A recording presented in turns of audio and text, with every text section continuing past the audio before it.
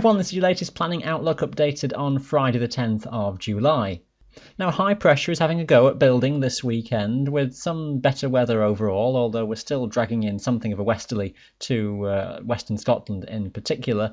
We then see the Atlantic weather system still moving in as we go into next week, with still some low clouds and rain at times affecting Western Mountains in particular, with the trend of just pushing high pressure back northwards again with time as the week is going on.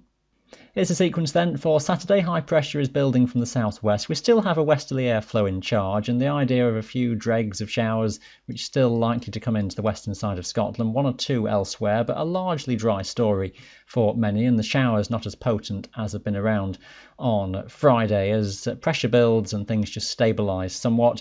Western hills may still hang on to cloud covering the higher tops, best of the breaks toward the east, and some sunshine coming through at times. Still a rather cool feel. The air mass is still originating off the North Atlantic. A little bit warmer on Sunday as we just pull the air a bit more from the southwest. We have some fronts moving back in off the Atlantic to bring the risk of some lowering clouds and patchy rain coming on into the western side of Scotland as the day progresses.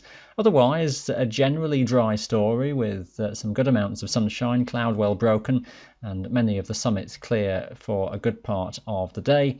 And as mentioned, those temperatures just a few degrees up typically on what was seen on Saturday, but could still start rather chilly, particularly in some of the valleys and the glens, where even an isolated touch of ground frost is possible, particularly in Scotland.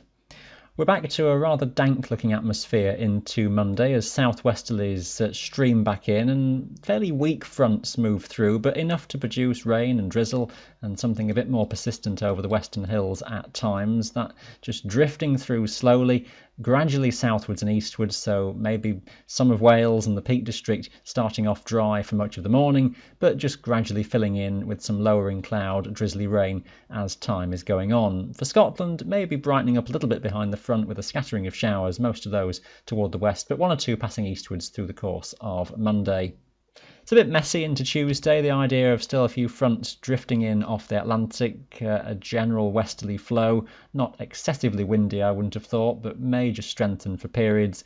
A few showers, the odd heavy burst can't be ruled out. Keep an eye on the forecast detail then, things a little bit sketchy with absolute details at this distance.